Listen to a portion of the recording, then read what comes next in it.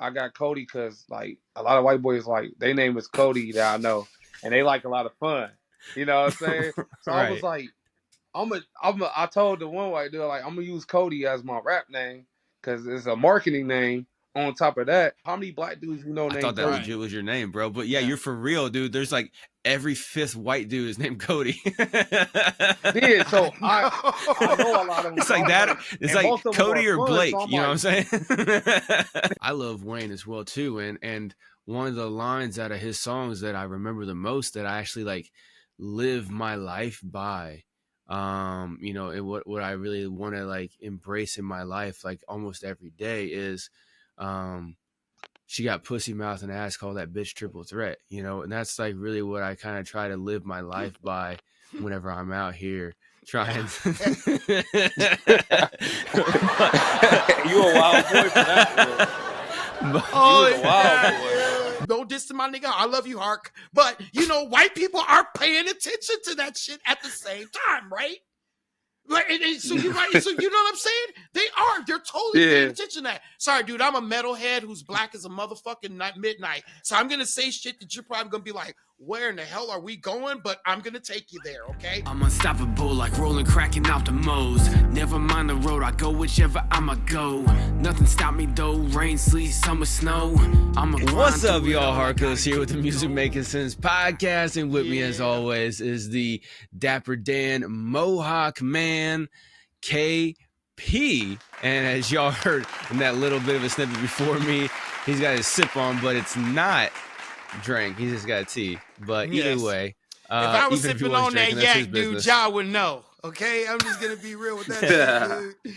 Yeah, either way. I mean, it's his business either way too. But it'd be everybody's we're business here. because we having fun on this motherfucker. What are you talking There's about? that too. Yeah, but we always have fun regardless of how anybody's fucked up or not. So this ain't Drink Chaps though, but we do our own thing. Exactly. But yeah, we're here with y'all again for another dope episode here, Music Making Sense Podcast. And with us today, we got an artist spotlight again. Another artist from Big Buff Records. They're making their rounds around here for us. We got Cody Hundoe here with us, and he's gonna be sitting in, and we're gonna. What's good? Yeah, absolutely. Coffee. First of all, we gotta show. We also gotta let people know who we are powered by. Powered by Riverside Powered FM. by Riverside. And if you are listening right here, right now, I don't know why. We've been talking about Riverside for a while. I forgot to put the referral link in the bottom with the descriptions, but I've started doing that now as officially of this episode. So if you guys are interested in using Riverside, it's a lot better than Zoom. You can use it for anything that you use Zoom for. If you use Zoom, hop on Riverside and you will get a discount, and you'll also be supporting Music Making Sense Podcast at the same time without spending any extra money to do it. So yes. There's that. But KP, so last episode we kind of skipped it, but the two previous episodes we were talking about the Big 3 controversy. Did you hear it turn into the Big 1700 controversy? Because apparently every motherfucker on the goddamn planet is weighing in with this shit now. I've been trying to not pay attention to it, but I had a label hit me up last night that I just had a conversation with before this, and he was like, "Hey, what do you think about this Chris Brown and fucking Quavo thing about fucking paying Pyru money?" And I'm like, I'm not even. That's just fucking distraction. Why would I be focusing on that? I'm trying to make business happen, bro. Like, I'm not working for them. If I was in their PR department, I'd tell them, no, don't do that. You're an idiot. Like, that's just my perspective though, because I don't think beef is good, man. And everybody's jumping in on it. I think all that beef. What was that? All that beef shit is stupid. Yeah, I mean, everybody's jumping in on it now, too, and it's getting ridiculous. Really it's not even real beef, though, is it, though? It's like more like entertainment because, honestly, I feel like with the females, not saying they totally winning, but the females are winning in the aspect where they're getting attention, so the guys got to do something different because they're not talking about that. So why not spark up and be like, oh, let's beef against each other and sell records, you know what I'm saying? The distraction from the women, but that's not what the fans want. And that's the thing. Like, I know you got to think about it. The fans. Truly, they do not want that shit. They like the ladies. Like, okay, because you got to think about guys. All right, look at if you're speaking of ladies who has just come out with a banging ass track, right? Who's it? Mhm. Yeah, Glow, right? Glorilla just came out with a banger, right? With that's the song. Yeah, Yep. Glow, right? Now you got guys out here who's popping, who's on the internet just showing their ass off for that song, right? But at the same time, with guys, they want the beef. Right? I mean, and even with the ladies, there's certain beefs that's going on, like with Lotto and Ice Spice. And people are like, okay, Lotto gonna eat her ass alive. But at the same time, it is a part of guys. I'm sorry, and I'm saying that at 50 years old, I turned this last Saturday. Sorry, gentlemen, but guess what? Hip hop is a competition. And I get the younger generation wants to change that. And yeah, here you have, like I spoke about J. Cole. Like I said, J. Cole was the first one to apologize. But at the same time, people are like, dude, it's not that serious. This is a battle. We need it. Because while we're doing, what were people doing? They're all talking about goddamn Beyonce and black people going to country. And all of us, and then all of a sudden, Now, not niggas was anymore. like, we're not gonna let that happen. We're not gonna take this shit. Red popping. That's what motherfuckers said. They talking about Sexy Red's ass. Oh, her dude, ratchet right? ass. And I even said that. I was like, they were just focusing on Sexy Red. Like, I'm tired of Sexy Red. Fuck her. This, that, and that bitch. Shit, you even had a clip from saying that shit. That's what I'm saying, dude. I straight up went off about it because it was like they just kept just barking on baby girl about her being so sexual. Now Glow came out with a hard one that niggas can go to the, pardon my expression, but niggas can go to the goddamn gym and lift some weights too, right? Cats can get jacked on, listen, and not have this shame of listening to a female who can rap but got that voice. She may not be as lyrical as a Megan Thee Stallion, but at the same time, she's got the grit. She's got the voice and the way her words. I'm sorry, but saying that curbing on curbing, what is like, niggas like, yeah, nigga. They all up in the side like, hold on, me. Yeah, me, right? I'm just funny as hell watching these reactions. But that's what I'm saying. So here's the thing, guys, and I want to touch on this, and I'm gonna ask you this, Cody, with the fact that you being a rap artist, right? Being that you're seeing this going on, right? And and as you spoke about saying, you said that you felt like it was stupid, right? Okay, I get that. But here's what I want to say, and here's what I want to ask you, though, my friend. All right, y'all. I just wanted to hop in here really quick and let you know about my company. I know a lot of times we're sitting here talking to you about all the different companies that rock with us here at Music Making Sense Podcast, but I just figured I'd hop in here really quick and let you know about my company and the services that I offer. Now, my company is called Apex Music System, and you can find that over at apexmusicsystem.com. You can find a full list of all the services that I offer over there in my company. If you're a podcaster or you have an online business or you're an artist, I can help you out with anything, all right? I got services such as website building, email marketing, video editing, social media management, ad management, creative content, strategy, consultations, and I can help you out no matter what your budget is. Now that's key right there. I got great prices. Plus I have a wide variety of low, medium, and high tier services. So I can help you out no matter what your need is. So make sure you go check out my company over at apexmusicsystem.com. And, like I tell you every time, make sure you let them know that I told you about my company right here on Music Making Sense Podcast. So I know that this ad's actually working. All right, I'm going to shut up so you can get back to the show. How would you, as an artist, and with your situation right now and living in, you are in Ohio, and as you were speaking with us about how it's tough for you it's hard for you to really make that, to get that, to touch those people, your hometown, right? And we were saying that it's more about being global. Now, with this, how would you see yourself in a situation like this as an artist now, or even with just right now? Could you see yourself getting into that situation, or which artist? Which I think you would say J. Cole, because of what your reaction would, right? Where you would go, which route you would go. No, I want to say J. Cole because he shouldn't even apologize. Okay, so who would be the artist? Good, and I'm glad you just answered that. Awesome. So who would be that artist that, if you're looking at just from what I just blurted out, who would be your artist like that you could see yourself saying like, okay, I could see myself going more that direction when it comes to it. And I'm speaking of I would say honestly, I would take a little bit from each though, for not far as J. Cole, but more far as Kendrick and okay. Drake. And the reason I say a little bit for both, because Kendrick, he been felt like he underrated and that he ain't got the proper respect, and he been feeling like he should be at Drake's level. The reason I say Drake, Okay, go ahead. okay, and I'm glad you brought that. But here's the thing: I just want to bring up a point. The industry, the rap community itself, though, and I'm speaking of like rappers, like I'm talking like your Big Daddy Kane's, your OGs. I'm talking guys like that. They have that love for Kendrick. So because of that, that does put him there in a place where no, they're telling the mainstream like, no, this nigga is who we want. And people are, I know, and no diss to my nigga, I love you, Hark, but you know, white people are paying attention to that shit at the same time, right? Like, so you're right. So you know what I'm saying? They're totally paying attention to that. Sorry, dude, I'm a metalhead who's black as a motherfucking midnight. So I'm gonna say shit that you're probably gonna be like, where in the hell are we going? But I'm gonna take you there, okay? So being that, right, you guys so think about it from the perspective of you as an artist, and just think about where he is elevated by the hip-hop community as well. Drake does have that edge. We spoke about that. Drake does have that edge, but Kendrick has the respect of the community, which gives him a little bit of that rise.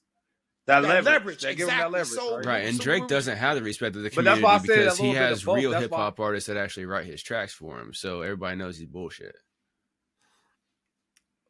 But that's why I was trying to say the both. I would feel both from angle as an artist, because I gave you that little bit of a Kendrick, but the Drake I would feel like, okay, I'm gonna be honest and be real, since we being real here.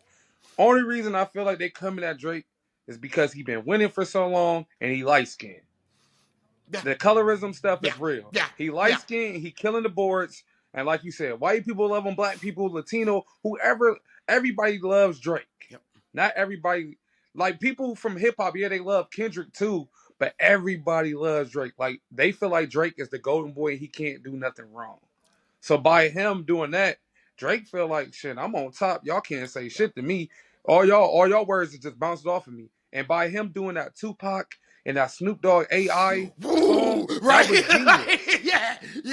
That was genius. Like, I'm not gonna lie, that was so far advanced. That's why I said, like, I can see myself doing something over the top like that and be like, you know what, I'm about to do this and fuck people's heads up. So that's why I said a little bit of both. That's why do. And it's so funny you said that, because I was sitting there thinking the same thing earlier before we started the podcast, that, dude, what Drake did, and the fact that he got a reaction, it was the reaction.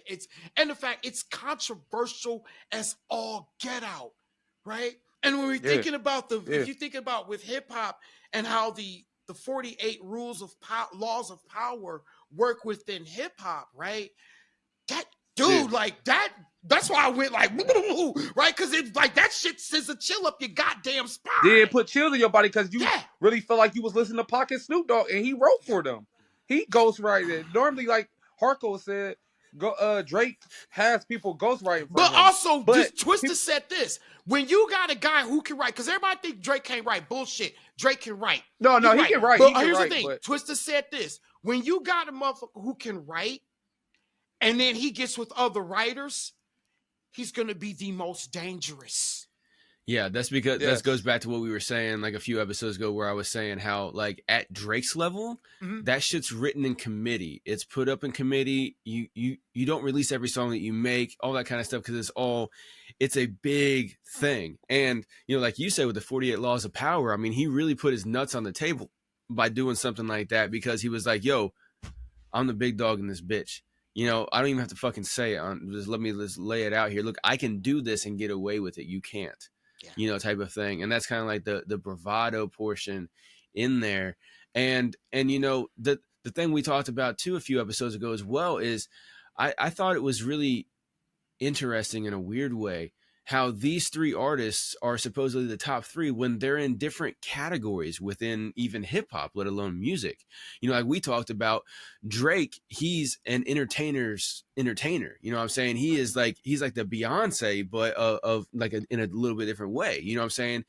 And like you said, Cody, like everybody listens to Drake. Everybody loves Drake because he makes super popular music that anybody can rock with. Yep. You know what I'm saying? But Kendrick or J. Cole, they make music that you got to have a certain for their lane. You got to be on a certain level with them. You got to be on that same wavelength with them, you know, in order to talk. Because like I always say this, when you go to the club, ain't nobody like, hey man, turn on that Kendrick Lamar or turn on that J. Cole. You ain't thinking about turning on no J. Cole or no Kendrick to go turn up. You gonna put on Drake. You might put on the Hotline or something, or your Started from the Bottom or something. Something just old from Drake, or you gonna put up a Drake song faster than you will them if you go into a club. That's all I'm saying. Yeah, and that's why everybody loves him because they all go. Yeah, and that's why he's on the top, is because he appeals to a wider audience. And so, like, you know, when you think about your brand as an artist, or for anybody listening, for everybody listening, I mean, not anybody, but everybody listening, for everybody listening, you can think about yourself as a brand, as an artist. I mean, you know, you look at the difference between everybody's brand. Even, like I said, 1,700 people getting involved now. Everybody's having a beef with somebody. Quavo and Chris Brown, and, you know, all these other people hopping in. And supposedly Kanye's going to be dropping in soon and stuff like that. But, like, you got to think. He did drop. That shit is Oh, fire. he did? Okay, sorry. Yeah, like I said, I haven't been following it. I just. He sound like the old Yeezy. Yeah, that's good. Because that was a better one. But I liked his flow and like the way that he did stuff on like Graduation and College Dropout. I like that kind of 808s and Heartbreaks. Even My Dark Twisted Fantasy, I think that's the name of it. But that one was a dope. Well, this one was off the heart. You listen to this one, you gonna feel it. Like KP said, you gonna get chills in your body. Like that's how Kanye made me feel when I heard that song. That's good. And they took it down, by the way. Yeah, probably, of course, because you know anything he says is, you know, anti everything, so they got to take him down and silence him, which is kind of fucked up to an extent. But still like, made #1 on the charts as an independent artist. That's and he's been doing that ever since he got deplatformed. You know what I'm saying? It should be, everybody should try to get deplatformed, because when you get deplatformed, you actually win. You know what I'm saying? Man, like, bro, like it's just crazy. But okay, and that's a great way to. That's something cool that you. So Cody, with Marco saying that, right?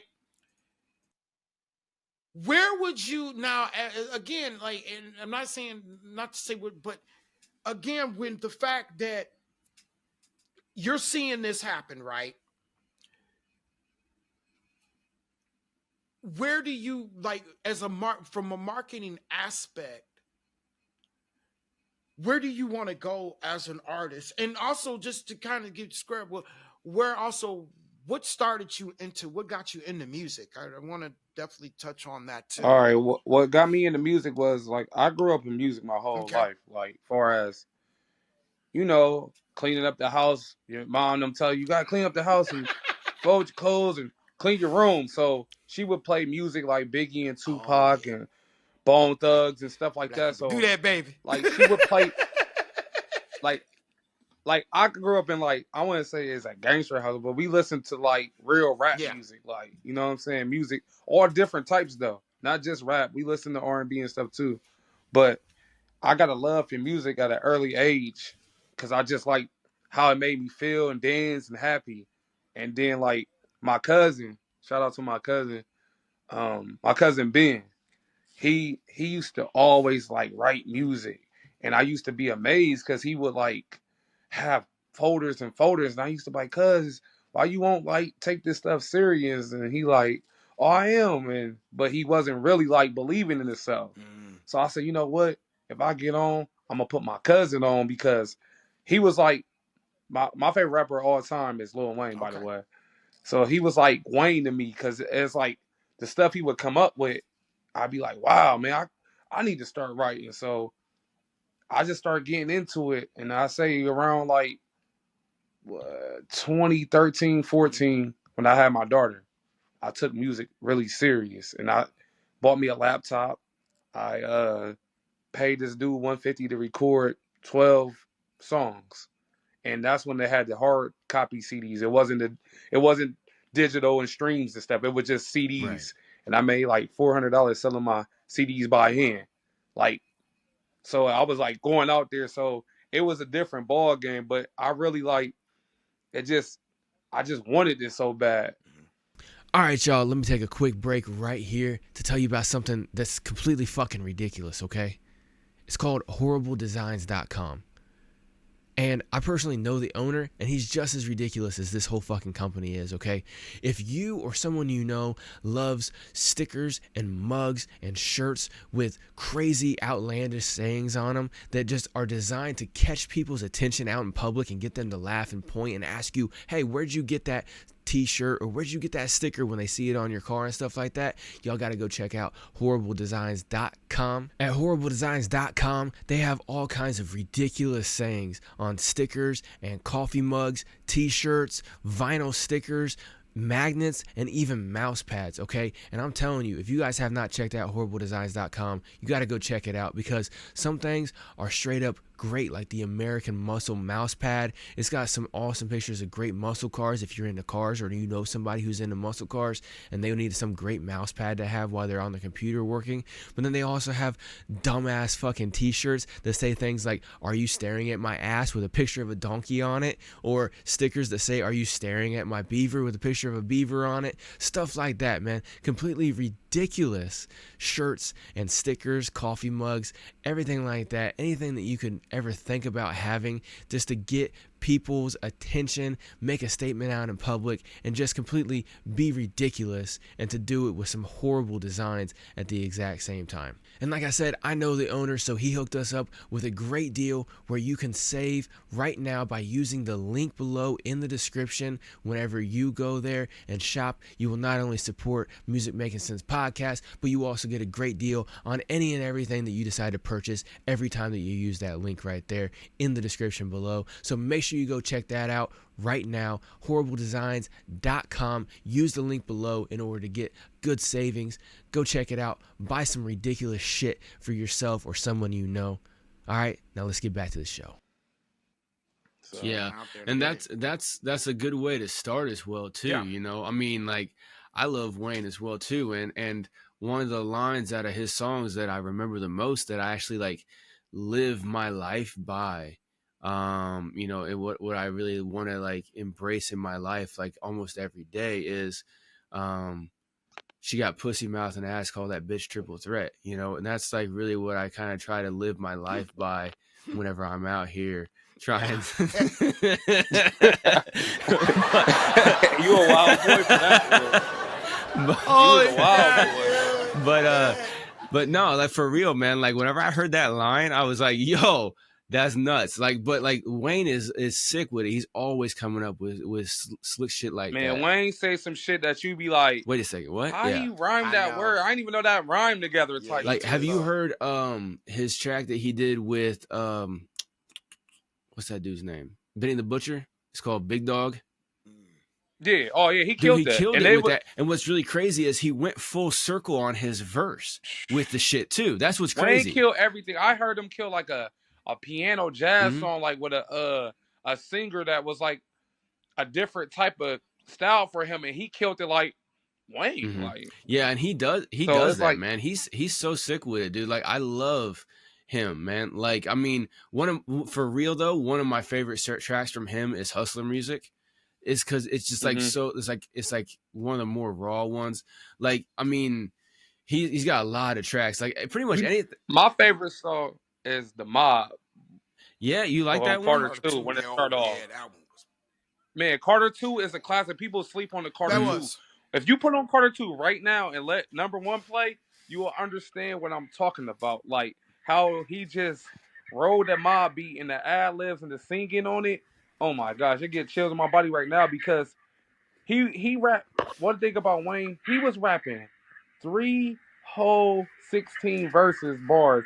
He was giving you 3 verses in 3 minutes, and they was all fire. And never wrote them all down. fire. I got Carter 2 right there on the wall. Yeah, I got Carter 2 as well too. I mean, I got that on the CD. Yeah, that's what I think is really, really interesting about him is how Him and he doesn't JC write don't have to anything, write. but he can still wrap everything around and stuff, you know. And that's he's got a lot of stuff. I think some of his best stuff was done on the Carters, like on any of the Carters. Yeah, they was. That's why I said that mob. When y'all get off the podcast, check the mob. Y'all gonna see what I was talking about. How he killed that song, and you knew like that's another thing why like me being an artist. When you put in a CD out or a song or an album mixtape, the first track, if the first track don't reel you in, then it's kind of like Mm-hmm. But if that first track is like, damn, it's gonna make you wanna, man, I gotta listen to more. What else he got to say? Because that's what I take from Wayne. Like the first track of a song, if you ain't coming like how Wayne came on when he was doing the Carters or any track in general, ain't nobody gonna really want to listen to it. They gonna be like, oh, it's okay. But it's like the delivery of the songs. Like, Yeah, it's you just gotta. definitely delivery. And what a lot of artists need to realize as well too is, you know, just like what you just said, where, you know, if that first track on your album is not catching people, then the odds of them listening to the rest of it is going to be very low, especially if they start at the beginning and work their way down. That's the same way that a lot of artists need to realize that that's what you need to do with your tracks in general. You need to get into it. If you have a minute of lead up, and everything like that, you're going to lose people.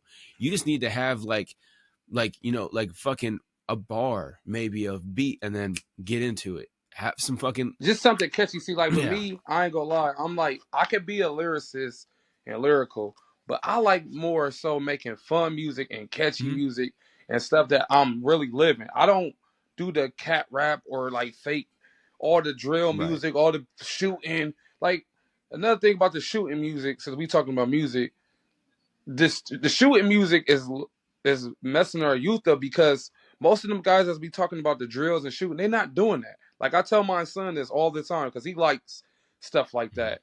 And I mean, some of it's all right because of the beats, but I have to let him know like these dudes is not shooting people and spinning the block and then going to take pictures with famous people. Like they're not doing that. Like, can you imagine, for instance, who be talking about drill? Chief Keef, for instance, always, you know, he's big on the drill music. He started it in Chicago, but I'm pretty sure now he's not doing none of that stuff he was talking about doing. Not saying that he didn't do the stuff, but what he look like spinning the block right now, he $1 million and he's shooting people like randomly and then go back home like it's nothing. This is not gonna happen when you got paparazzis on your ass, jumping out the bushes, hiding, taking pictures left and right. So not saying Chief Keef is capping about anything, but there's a lot of rappers that talk about shooting and that drill and that life that don't even live that life. They like clearance on 8 Mile. Like literally, they went to private school and all that. But it's just I don't like the fake rap stuff. So with me, I try to just rap about shit that I actually do. I don't rap about fake shit. Everything I say I'm gonna do in my raps, I did or I done it. But I really like stick to the code of being real, and that's what it makes me different from a lot of people because I'm rapping about stuff I'm actually doing, not trying to become the world greatest storyteller. Because a lot of them rappers is a lot of great storytellers. They just know how to deliver. And not even in the way that Outkast did with Slick Rick on the Art of Storytelling Part 2. You know what I'm saying? Like, you know, where they're actually telling an actual story for like some kind of a moral purpose or kind of like getting a message across type of thing. I get what you're saying with that, man. But I mean, it all goes based down to it's like, as an artist, you know, do you want to have that longevity or do you want to have that fast spike? You know, so like if you want to have a fast spike, I want longevity though. I don't want no fast spike because fast spike don't get you nowhere but on reality TV shows. Like, wow, I ain't seen him in a minute. Oh man, he had fell off, so he had to go do reality TV shows so he can get his name back relevant. That's what most of them do. Yeah, that happens a lot, man. And so like that's why it's best to be as real as possible and as open as possible. Obviously, you close off some parts of your life from the public, but you know, with your fans and with the public, that way they get to know you on a deeper level and they have that connection. And then whenever you bring your music to them, they feel invested in your music because they resonate with it. You know, even if it's, you know, the from the trap to, you know, I'm doing good now, I'm not fucking with that shit no more, or whatever your message is, you know, Yeah. you're being real with it, and they can connect on a deeper basis with that. And that really helps you, like we talked about in the last episode, communicate with your fans in the right way, you know, because, Yeah. you know, once you set up the stuff properly, you know, then you'll be talking to people on social media in generality, the general public. And then the people who really rock with you, they're going to come over to your website, get on with your newsletter in one way, shape, or form, whether it's through a free download of your music or it's just hopping on your newsletter straight up. And then you can talk with them directly. And then that's where you give them even more value and more connection with you as an artist. That way they feel more invested and they're more likely to support you in every way, not just financially, but sharing your stuff to your grandma, like I was talking about and stuff. You know what I'm saying? Like Yeah. they'll be sharing your stuff and they'll be living it up as well too. And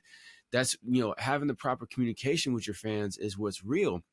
And like you said, you know, they see a lot of the, you know, the youth, especially, you know, we were youth before we got, you know, impressionable, towards, you know, from other people and everything like that. You know, other people were, we were trying to impersonate and stuff like that, or kind of be like, and we were taking that stuff off of, you know, and then when you, as you get older, you realize you're like, wait a second, like, that's not really me. Let me just be me. Even though I rock with certain elements of this or that and stuff like that, then, you know, like I said, my favorite thing was hustler music and stuff like that. And it's because it takes me back to the time whenever I was moving a little bit, you know what I'm saying? And, but like what he's talking about in that song is like the hard portion about doing that, you know, because everybody sees the glitz and the glamour and the easy, make that flip. But then the hard part about being out there on the grind and being away from, like, you know, he talks about, you know, like, you know, my girl don't understand, but I'll be doing the shit and everything like that kind of stuff. You know, it's all about having that deeper connection with people. And so, And that's what I've been trying to find with my music is find deeper because I, what you said not too long ago is I live by just being yourself. That's what I live by, just being myself. I don't try to be nobody else. There's a lot of people that I look, the influence that have styles. I'm like, oh, okay, but like me, like far as a rapper, what make me different, I don't sound like nobody. I don't try to be nobody, and I'm trying to find deeper how to connect to people that's on the same level as me because I don't really feel like I have a lane, and I feel like with me as an artist, I'm just creating a lane because I like making fun. Like I like making swag music. I call it. I like to talk. I like popping my shit for real. I like to talk shit. I like to have fun. I like to females. I like just rapping about shit that I like. But I can make a song damn near about anything. Like for instance, I got a song called "Devil Want to See Me Down," and a lot of people like that song. And a lot of people don't know I freestyle most of my songs. So when they find out I freestyled it, it kind of blow their mind because they said, "Oh, I thought you wrote that." I said, "No, that's just how I was feeling." But I didn't learn like as I got older, since I've been doing music for a while and like kind of got older and just kind of just been like playing with it a little bit more. I kind of learned my cadence and all my boundaries of what I can take this rap stuff to because even like last year I did 22 songs in 5 months as an independent artist. Like that's a lot to Yeah, this is me, a good amount. but it's not to like other places, you know? So it's like me putting in that much work, paying for my own studio time, shooting my own videos, booking flights and trips, like all the stuff I do, I really live. So I never like cap about stuff. So like if you see some of my music videos, you'll see like, damn, he really be where he say he gonna be at. Ain't no like Photoshop or editing. No, like I was really there. Right. Yeah, no, I get how that is, man. And I mean, you know, yeah, you have to do that. So when it comes to, you said you freestyle most of it. Question I had though, be real too, man. So do you freestyle like in a Jay-Z style where you freestyle like the whole verse and then you may come back and redo it and change some places? Or do you freestyle punch where you like will freestyle like a few bars and then and then stop and then come back and then go back through those few bars and then add some more I do a little freestyle? bit of both. Mm. I do punch in and punch out. Like I rap, and then when my engineer do, he'll just take pieces out that he think is hot, and we kind of play with it, and I go off of that and get the energy off of And that. build. Like I can write, but I ain't gonna lie. When I come to writing, I think too hard. Mm. So like, when I say I think too hard, I be thinking like, oh, I want to put this in the bar. Like I got a habit of trying to squeeze everything in at once. Yeah, I'm a So, little bit different with that. Like I think too hard when I try to freestyle, and then it makes it to where I basically can't, and so but see, like with me, yeah, I ain't gonna lie. I smoke, so I roll up a blunt and hit it a couple of right. times, and like I can come with a hook faster than I come up with a Mhm. verse. Like hooks is easy. I'm like T-Pain on the hook. Like I can come with like literally hooks like quick, and it'd be like, all right, boom. But then when it comes to making a verse, I'm like, damn. So how I'm gonna do this now? Because I had so much energy on making a hook that I didn't really know what I wanted to really rap Mhm. about. So that's why it comes with the freestyle and then like it's like putting a puzzle together, like punch in, punch out, this and that, and the third. But it's songs like the song that I got called Never Sleep. It's on SoundCloud, but it's gonna be back out on the board. But it's called Never Mhm. Sleep. It's a catchy song, and I had fun with it. And I literally rap on one take. I didn't mess up at all. One take, one breath, and did it. And I was proud of myself because I ain't did that in a Right. while. Yeah, you got to work up to that shit. That's. I mean, that's where you build the skill into it as well too. Yeah. Yeah, no, I feel you on that one, man. All right. I just wanted to come in here and let every single one of y'all who love raw, real underground hip hop know about a dope show I found over on YouTube. And they're exclusively on YouTube as well, too. All right. It's called Hip Hop Radar Underground. Make sure you go check them out. They got live Friday shows every single Friday, showcasing artists from all across the world, underground, raw, real hip hop. And if you're an artist, you can actually go and submit your music there too and get it popping on that show. It's a great place to go and network with everybody as well too. Everybody that watches that show and tunes in live are raw, real hip hop fans. All right. So it's a great place to find some real lovers of your music. And like I said, if you love listening to dope new music, make sure you go check them out. They also offer artist spotlight interviews as well too. So if you're an artist, you want a spotlight, go ahead and hit them up over there. Me and KP were just previously on there and we had a dope interview, sat down with the host himself, Sack Juggalo, and had a great conversation. It was a great opportunity. So I just wanted to cut this message right here for every single one of y'all who love raw, real hip hop, or you're an artist. Make sure you go check out Hip Hop Radar Underground over on YouTube. You can also follow them over on IG. Make sure you go check them out. All right, let's get back to the show. I just feel like the more you work on your craft, the more you write, the more you study the music, the more you can get better and start touching people more and reaching and having more to talk about. I don't want to be one of the rappers that keep talking about the same Mhm. shit or like say the same shit in the same verse. Like, damn, like, didn't he say that in track 2? Right. Yeah, it's all about consistency with anything, not only learning and honing in your craft, but also when it comes to the marketing portion of reaching out to your fans. You got to be consistent with it as well too. So if you have the ability to create 1 or 2 tracks a month, you should at least do 1 track a month. But if you have the ability to at least, create 1 or 2 tracks a month or more, you got to be able to maintain that. And that's why we always talk about like batch content creation, not just in the video content creation to highlight and showcase your music, but also in the release and the production of your stuff as well too. And so when you do that, you can maintain your consistency a lot better. Like I've said, me and KP have said many times on this podcast, if you take a couple of days a month and when you're hyper creative, you do a lot of creation right then, and then you chop it up and you post it out. You got stuff for the next month, maybe 2 months, stuff like that.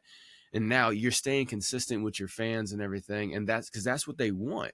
Like if you're hit or miss, they're not going to be able to depend on you, to bring them what they want, which is the entertainment. Because we're all in their entertainment. Well, me and KP are in entertainment and also in the education space. But, as an artist, you're an entertainer, and that's what they want. That's why they like you. That's why they look at you. That's why they listen to you. Everything like that is because they like that form of the entertainment. And so as an artist, like that's just what you got to provide 100% all the time. Yeah, And KP is doing that consistency like is a the biggest motherfucker, part. man. Because like he said, he's in the medical sphere, and it's really about like the visuals a lot as well with the music. And so he really, when he comes in, as we see right now, if y'all watching on the video episode, I mean, he's got his hawk up at super hawk level today. It's the tallest I think I've seen it in a couple months. Yeah.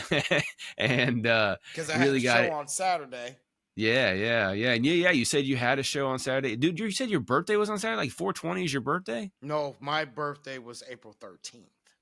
Oh, the other Saturday. Okay, so I thought you said this past Saturday. I'm like, yo, that's ironic that you smoke all the time and you got your birthday on 420. Like well, that's my birthday is the week before 420. So. Right. Close enough. You got a week of celebration before the big day, right? Yeah, absolutely. But yeah, I did. I had a show this week, and well, did a collaboration with shout out to my boy Mike Burrell of Fentanyl Plume, right? And I was all decked out in my face paint and blood and shit and fucking cape and everything and spikes, right? And screaming. How was it, man? It's been a while since you've been on stage. How'd it feel? Oh man, the one thing I always was crazy, but like for me, as much as I try to do a lot of stuff, I try to be more advanced with the technology and being more up to date with marketing as well, because I think it is highly important. Mm-hmm. The one thing I know for sure is that my money maker will always be me on stage live. And fortunately because we do have social media and shit, people can actually record me and see me perform live, and then that just gets more people just come and see us. So and also it helped me overcome a sense of a fear that I had for a bit. And I want to share this with you, Cody, because we were talking earlier about how Ohio can be, right? And the one thing that I had to realize and understand that I was in this scene for 23. I've been a metal vocalist for 23 years, right? And I've always been, and within the 23 years of being a metal vocalist, I always had a band behind me, right? I was always the last to be the one who was always being last, the last person to become part of the band and the first to get fired or end up quitting, right? And yes, and being at that show, it helped me overcome a fear of having backing tracks. As a metal vocalist, an extreme metal vocalist, fucking having backing tracks, right? And that's been a huge argument within rock and metal, okay? But when I think about the fact that I love hip hop as well, and how artists I've seen get on stage and perform with backing tracks and still have a great response. Yet now we're starting to see a couple artists, a lot of live performers in hip hop being a little lazy, but now some of them are saying, okay, fuck the laziness. Even though you can have a backing track, we can still, bring a performance, at least vocally, right? And that's the one thing that I do thrive on as well. I'm a vocalist. So having my backing tracks with me and having an image and having I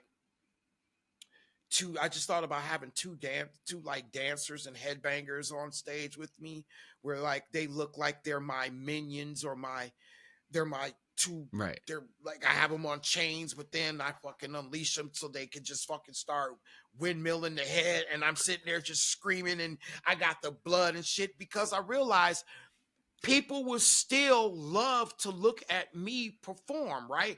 I don't need a band. The music, as long as the music is good, they're looking for a performance.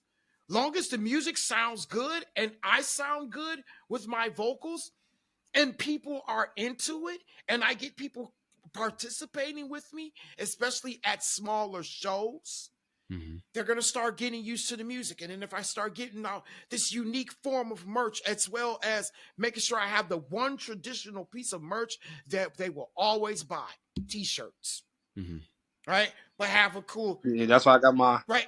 my Hundoe season. So the one thing I want you to do is that just to think about this with one thing. If you want to make a difference in your hometown, right, or where you're from, you have to go out there and show them who the fuck you are. Oh, I do that every day. Yeah. No, I mean, I'm saying performance-wise as well. Yeah.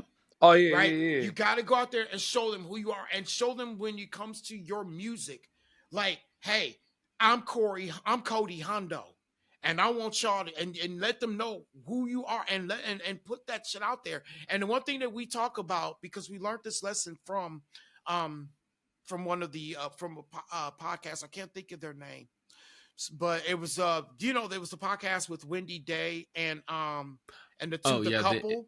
I can't think of I gotta look their name up. But the Independent podcast with Connor and his chick, and then Nick D and Wendy. Yeah. Okay. And they said something, Connor and his lady, I forgot her name. Yeah, me too. But she said this. The lady, the missus said this. She said, create your content first and then create the music, or create the song, right? At first, when I thought about it, I was like, and then it hit me like, makes perfect sense. Here's why. Okay. Visual identity, as I was speaking up earlier, right?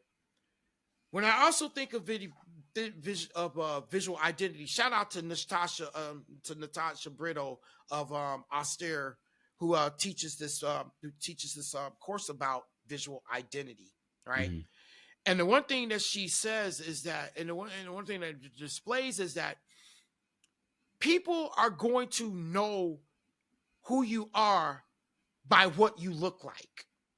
They need to see they need to have a visual identity to your music, right? Because because back in the day, and here's why, and I'm telling you this is why, because it's kind of a controlled behavior, consumers' behavior that has been planted by the music industry itself. All right. And what it is that they got to the point where they wanted to see your vision. They want to see the vision of you before they got to your music. So that's why you had the press kit. This is why you had the 8x10 black and white, right? Remember all the great bands and shit, right? They got those pictures up in those studios. Why? Because it's a visual. They're going to look at you. They want to see what you look like, what you present, how you represent yourself before they get to your music. That's why the very last thing was the CD or the tape or the 8-track, right? It was the very last goddamn thing that they went to. Because they want to see that image. It's the same thing with everyone else, right? Today, as my man, to this day, like that nigga Deontay Wilder said, nigga, right? Okay, you got right. You got it. Like to this day, bro, you got it. It's the visual, right? We remember Michael Jackson's music because of the visual. We remember that cute boy with the afro and his 5 brothers, and then we listen to the music, right? Hey, what's funny is you right about that. I don't mean to. No, you're good. You're good, brother. Go ahead. I'm big on that. Like, it's funny you say that because, for instance, I can hear a song, but if I go on YouTube and know it got a visual and I like the video, it make me like the song even better. Exactly. Because I see what he's saying as far as the song and why I liked it. But when he made the visual, it made it 5 times better than what the song was actually about.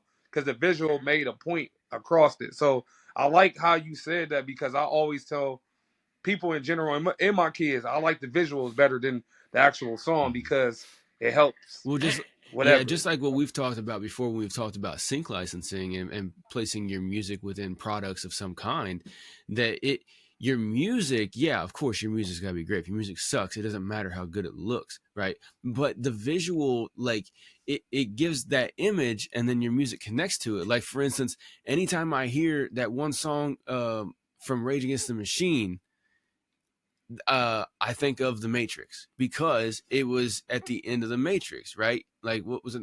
I think I heard a shot. You know what I'm saying? Yeah, that was Wake Up. Yeah, exactly. Wake Up. Wake Up. Yeah, thank you. Wake Up. Every time I hear Wake Up, I can hear it on the radio or anything like that. If I hear it, anywhere I hear it, immediately I think about the end of the first Matrix, when he flies in the goddamn fucking sky and shit. Right? You got me thinking of those lyrics right now in my head. Exactly.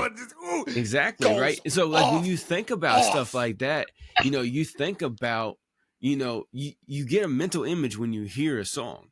You know, and it takes you to a specific place. Like, it takes me to when I first saw The Matrix, and I was like, yo, that's sick. You know, whenever I hear Hustler music by Lil Wayne, it takes me back to when I was rolling in my Grand Am with 19 chromes on the motherfucker with the $3,000 system, and I was moving a couple of things. You know what I'm saying? Back whenever I was 21. Stunting, huh? Right? You know what I'm saying? When I was 22, 21 and shit, right? But exactly. Yeah, you talking about 2008, man. Come on. And you know, it brings me back to these different pieces, you know, and just like what you said, whenever you hear a song, you like the visuals because it puts that mental image in your head, you know, and so that's what we say whenever you got to create the content first before the music. Yeah, you can technically create them at the same time, but what you want to do is you want to make sure that the visual is most representative of what you're trying to get across with the music, because it's going to have that connectivity. Because what's that saying? What the eyes see, the ears hear, and the heart feels, or something like that. Yep. You know what I'm saying? So, like, it rolls with that all together. So that's why whenever you create a track, you have a general idea, you have a general thing you want to say, a general vibe, right? But you got to create the content for it. So you have, like, the overall, like, you know, like, oh, this is what I want this track to be about. This is the visual for it. Let me put in the lyrics, make it sonically dope, and then come up with the visual as well too, you know? Yep. All right, y'all. I just want to hop in here again real quick. Yes, I know again, but you know what? We rock with a lot of people here, and a lot of people rock with us here at Music Making Sense Podcast. So I got to tell you about all these great people, all right? And this one right here, right now, is Mad K Studios, all right? Go check them out, madkstudios.com. Mad K is a dope artist, man. This guy can draw or paint almost anything, okay? He really, really specializes in, like, portrait arts for memorialization of your favorite car or a family member or a loved one or something like that. All right. Full commission artwork, no copy and paste shit or nothing like that. All right.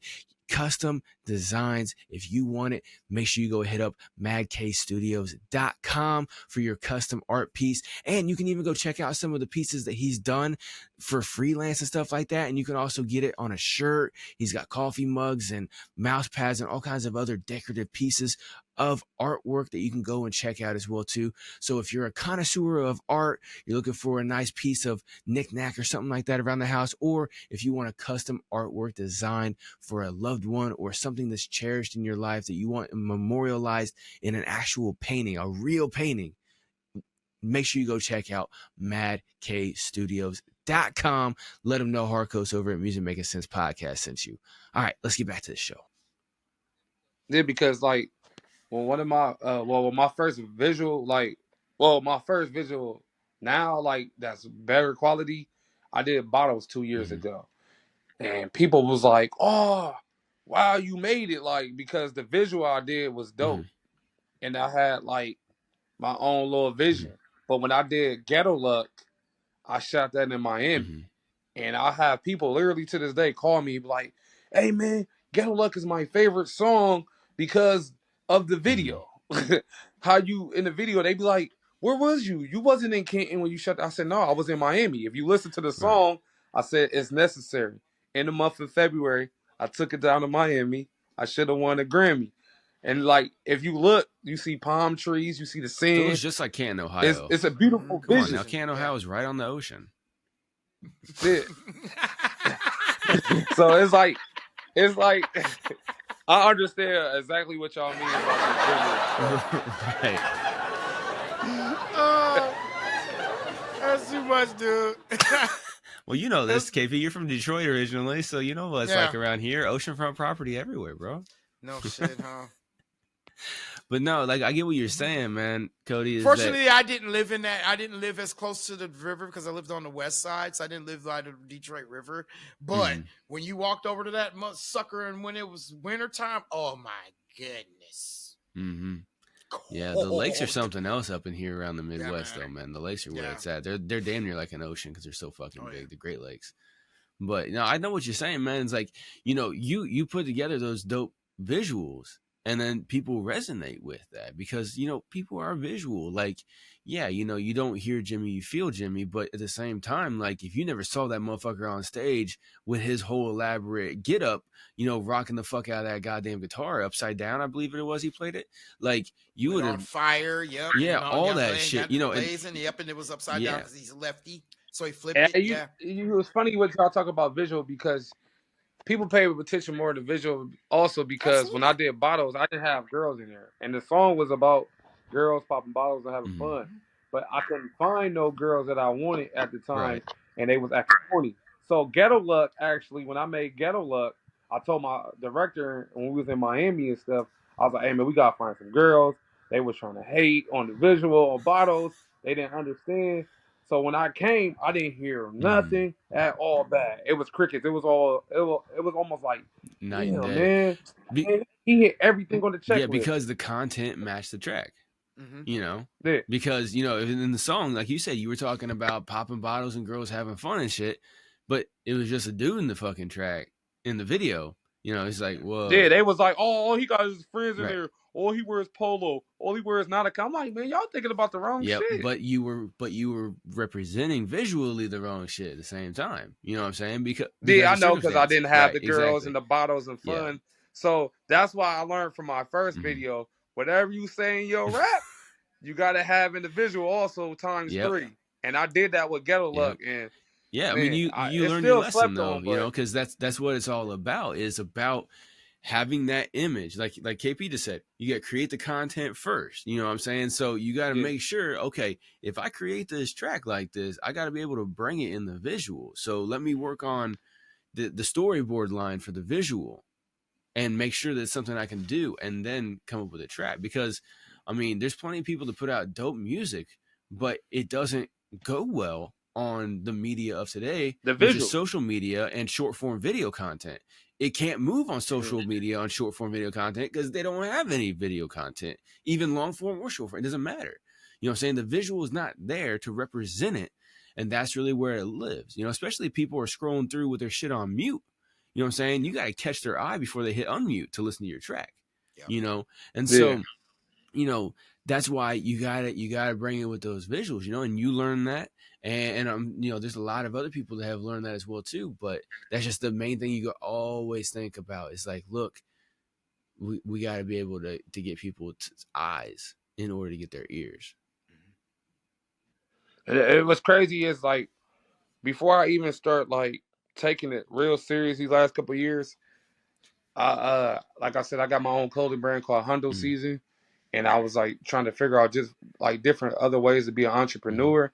Well, I also got Hundoe Season like far as like a content creator. Like I would get on Snapchat and go to the mall and talk shit.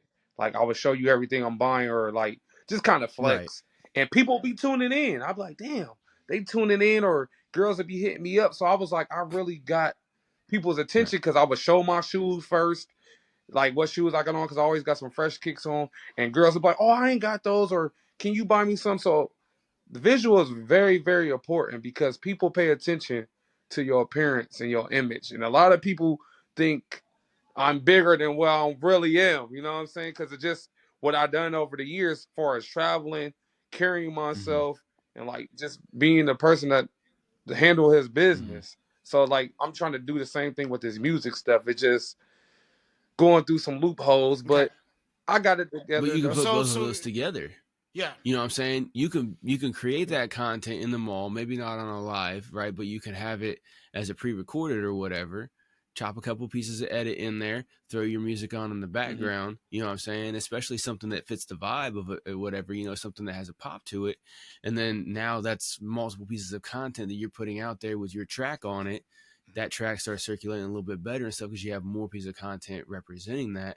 And then like you issue a challenge to your fans. Yo, hey, y'all go and show me what you're wearing today and stuff like that. You know, create a video and tag me in it. You know, go ahead and That's use this track as well too. You know what I'm saying? Because that's a great hook to put on your videos. And another thing I want to touch on is that you also start schedules. If you're like super busy, okay, start scheduling your content, right? That's another great thing to do. Especially, see, you're a phone guy, so so once you shoot your content, right, go ahead and then be like, okay, I gotta go. If you gotta go do something, right, or you at work or whatever, right? Well, you can sit there and schedule your content. Okay, like with YouTube, you can set a schedule for when you want to post when you wanted to post. Okay, also pick a day for you to sit down and edit your content. If you ever need our help on these things, dude, please hit us up, okay? And we'll definitely help you with that, right? And the one thing, but definitely start scheduling your content. And once you shoot that batch of content, and also think about your theme, and you said your visual, right? So you mostly do with you mostly touch up on the mall, you touch him up, right? So you looking fresh, right? That whole thing. Okay. So really stick to that, right? So then that way you don't scatterbrain yourself trying to figure out, okay, what do I need to shoot? What do I need to shoot? You know already, okay, this is an image that I have, and when I'm looking like this on my when I'm in that mode, when I'm Cody Hundoe, when I'm trying to show the world who the fuck I am musically, I'm trying to take over the world with this, and y'all want to peep my fashion and how I rock this gear right here. All right, y'all want to be fly with me, right? Think about these hooks, right? So there's things we'll be able to teach you how to do that stuff as well too. Yeah, so come up with like a couple of words slogan too. You know what I'm saying? Like, you know, like 3 words where that you can say. You be like, yo, fit check, whatever. You know, whatever your situation is. You know, like that's a smooth one. I like that, man. Damn, I wish I had an ooh on here. I gotta start putting some cool sound effects on here for the podcast. Yeah, that's something. Bro. That's something that Yeah, I like that. Yeah, that's something that one of the artists that I know that I worked with quite a bit. His name's Famoso. And he's from Brooklyn. He's all about his fits, right? Never wears the same fucking thing in every video. Oh, yeah, he like fab, then. He on his exactly, fab. super. And so I told him, I'm like, dude, you need to have Fit Check Fridays with Famoso. You know what I'm saying? And fucking do exactly what I'm telling you to do as well too. I mean, obviously you can do something in your own way, but have something to where you can be like, you know, I told him like, you'll come on, you'll be like, yo, fit check fuckers, it's time to go, you know, and then boom, boom, boom, you know, stuff like that, and kind of get into it, you know. See, I got a slogan. I be like, it's Hundoe season. You already know what fucking time it is. Ball. Exactly. And they be like, oh shit, they get to tune it in because they know I'm about to go. Yeah. And then you got like a weather report or whatever. It's this Honda season or whatever. It's like, oh, yo, the weather right now, yo, it's raining these J's right here and shit. You know what I'm saying? Like stuff like that. You can kind of flip it around, and stuff like that. But yeah, you just have something like that. So then that way, when people see you out, or when people see your stuff, you know, it becomes like a meme in the third dimension where you know, like you're like, yo, it's Hundoe season, yo, look at that drip. You know what I'm saying? Shit like that. And yeah, because people when they see me, they be looking like that's him. Like he's on my snap. Like that's him, Skip. That's him, Skip. I said that, Skip. That's him, Skip. I told you, Skip Bayless, the LeBron is him, Skip. No, he ain't being him right now, though. You funny. Hey, you sound just like him. Dude, he can do some impressions. Man. Like he can do some impressions. Right. So, I'm totally with Hark on that, man. Yeah, like I'm totally with you on that, man. Yeah, absolutely. So, but yeah, we're going to start wrapping this up here. So, Cody, you got the floor for a little bit. Just tell people, you know, where they can find you, everything like that. We'll put your links up in the description below as well. But you know, basically, you know, any message about that you haven't said already about who you are as an artist, what they can expect from your what they can expect from your music, and just you know do a couple minute plug right here and stuff. Like I said, we're gonna have your links for all your socials and your streaming and stuff like that down below in the description. So obviously you're Cody Hundoe everywhere, and this in the title and everything. So there's all that. But like, as an artist, when they come and check your music out, when they check out your content, what else can they expect that you haven't already said today? They can expect fun, crafty, family, something that everybody can listen to for real. Like how y'all said with Drake, everybody can listen to myself. I got from 18 to 60-year-old people listening to myself right now. Real shit. So it's like they can expect anything out of it. They just gonna get the real me and get some fun. Like Cody, by the way, I got Cody because like a lot of white boys like their name is Cody that I know, and they like a lot of fun. You know what I'm saying? So I was Right. like, I told the one white dude like I'm gonna use Cody as my rap name because it's a marketing name. On top of that, how many black guys named My Cody? name's I thought that was your Cody, real name. and that's crazy. My name's Coley, Koli, which that's why I was able to. But my grandfather named me. Yeah, see, mine is Cody, Cody. Right. So how many black dudes I named thought that Cody? legit was your name, bro. But yeah, Yeah. you're for real, dude. There's like every fifth white dude is named Cody. Did so I know a lot of them. It's like that. It's like Cody or Blake. So you know what I'm saying? So I'm like, I might as well go with something fun that's marketable for everybody, not just something that, like for instance, how 2 Chainz was Titty Boy. He couldn't market Titty Boy. Yeah. He had to switch it, and when he switched it, it was for the better. 2 Chainz is more marketable than Titty Boy. You can't be like, hey mom, can I listen to Titty Boy? She be like, what? But when you say 2 Chainz, they be like, what is that? You know what I'm saying? Right, exactly. So it's like I've been trying to just learn the marketing of things as far as that. But with my music, you're just gonna get a little bit of everything. You're gonna get fun, you could get happy, you could get sad, or you can get love, whatever type of move I'm feeling in. But I'm just trying to more so connect to the people and let them know that I'm talented and this is what I love and this is what I like to do, and I can make music. Because all this goofy shit that's out in the world right now that people putting out in people's ears and making millions of dollars, I can do the same too, but I'm gonna give you more substance. Right. That's what's up, man. Hell 100%. Yeah, Let's give absolutely. this brother one of these right There you here. go. Yeah. Absolutely. Yeah. It's that long one, the one he appreciate deserves that. right here. Yeah. Oh, it's the long one too. There you go. Cheer! People! The people's champ, like the Rock. Yeah, baby, yeah, the final boss. Candy ass whooping some of a bitch. Yeah. Yeah. I watch a lot of wrestling. They better get ready for this year though. I'm coming There we hard. go. Oh yeah, There we man. go.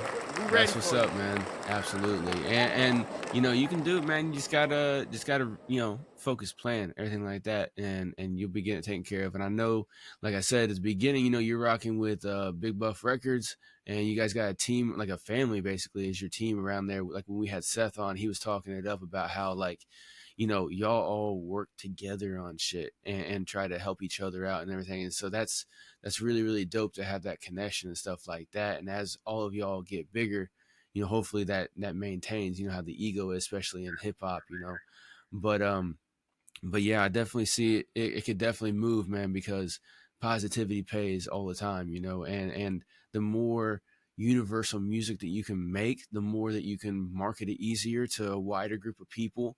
And even if you're not recognized, when you walk through the Canton Mall or whatever, like okay, that's fine, whatever. I mean, you still will have tens of thousands of real fans that follow you on social media, that listen to your music. Yeah, I got like people that. hit me from, no lie, I had somebody just hit me up from Jacksonville like a week ago and called me and told me they was a big fan. Exactly. And I'm like, how you get my number? Well, there's that They too. like blew my mind. They knew my song. They was like singing it word for word. They was just like, man, I had to call you to see if it was real and let you know that I was a big fan. It kind of blew me off guard. Like, like, damn, Jacksonville, I'm all the way in Ohio. Yeah, it's like, how the fuck did you get my number? That's the biggest question. But like, yeah, I appreciate you liking my song. But yeah, you'll get that too, because I mean, if you think about it, everybody's unique. They have their own unique interests.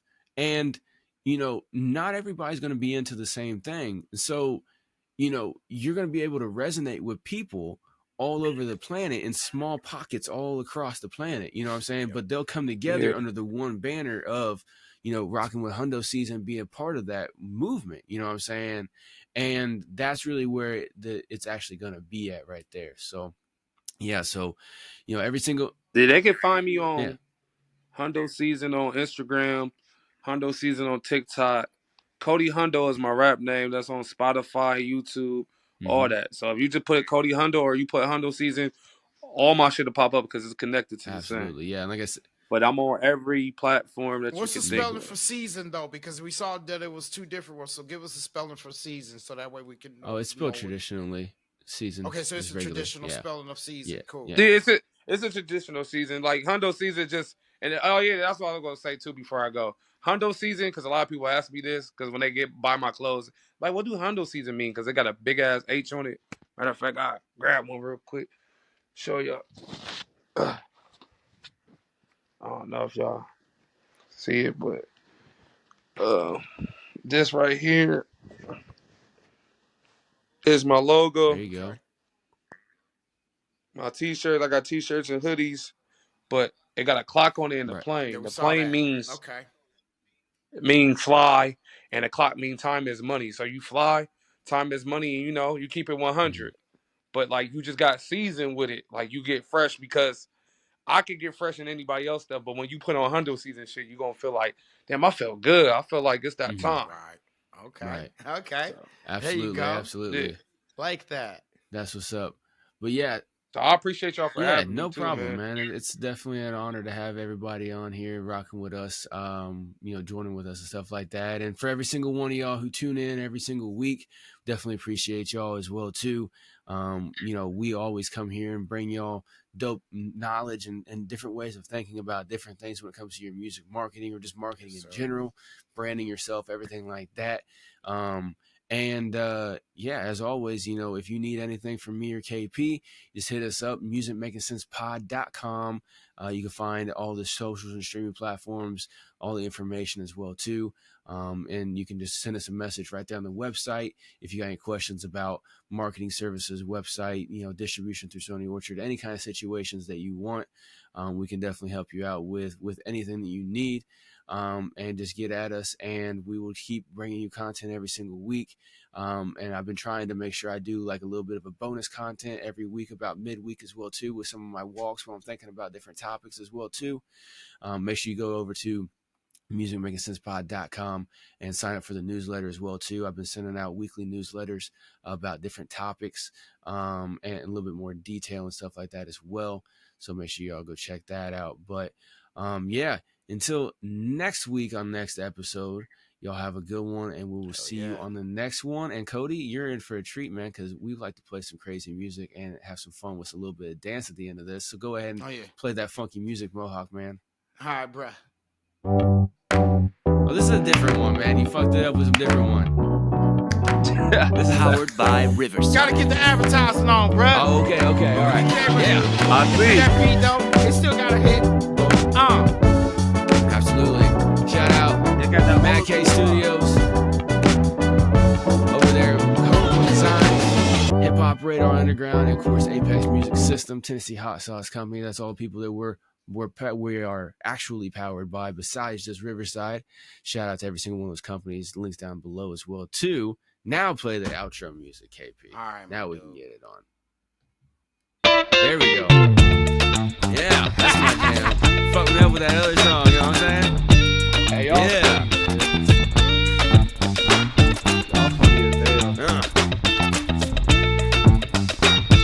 That's how you gotta end every episode. All right, we out, baby. Y'all have a good one.